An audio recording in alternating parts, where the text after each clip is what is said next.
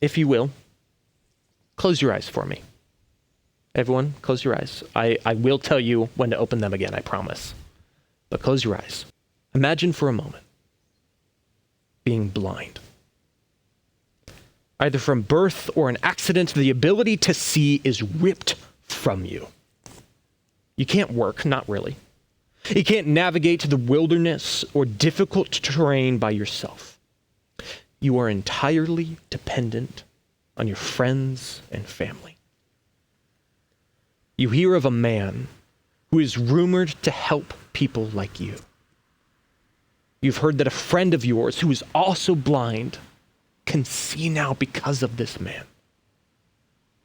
Hope stirs in your heart for the first time in years, either by your insistence or that of your family who also heard these stories. You go.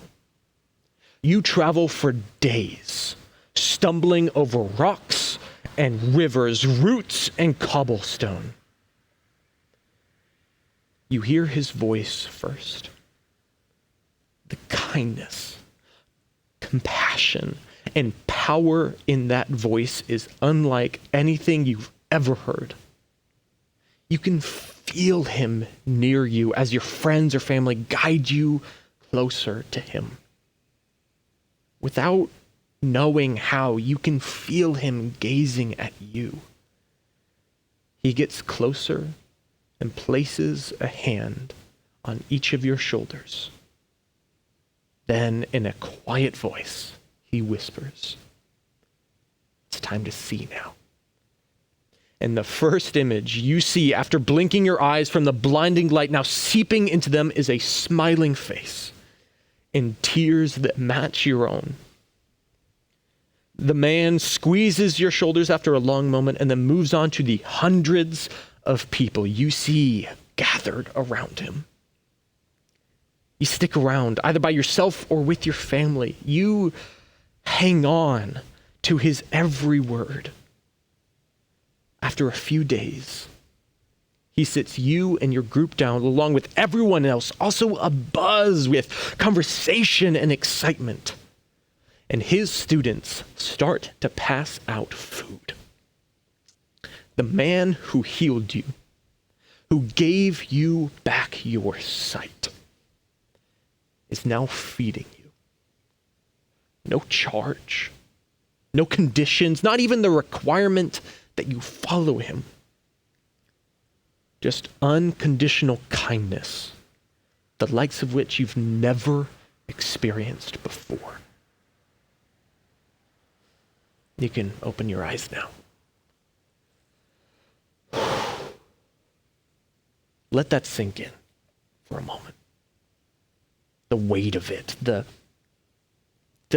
illogical, unrepentant, overwhelming generosity of it all.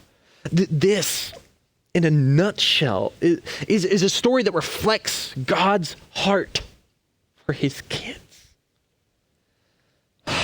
But before we get too far, let's talk about those other two parts together real quick. So, how did Jesus approach healing? First, people in general came to him. And when they did, they typically, again, not always, but they typically came in community. They sought the assistance and the comfort of others to help them seek out Jesus. My friends, despite our natural inclinations as humans, healing is not a solitary path. At the very least, you have to trek over the stumbling blocks in your life to get to him. Now, I want to be clear. I'm not talking about sin and shortcomings. Can those play a factor? Maybe. Are they the prerequisite thing you have to deal with before approaching Jesus for healing? Absolutely not. Jesus never said, "Get clean, then I'll help you." He never told anyone, your sin is just too much. Your shortcomings, your failings, your insecurities, they're getting in my way. Deal with those and then come to me. He never said that. Instead, he went out of his way again and again and again to be available. And again, I'm not even talking like a mild detour. He's not like, on my itinerary today, I've got to go through Samaria. So I'll just, add in 30 minutes for the hurting and the broken. No, he made it his mission to approach these people.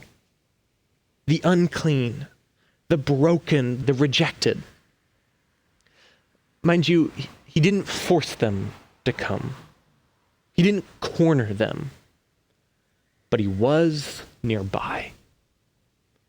And he was ready.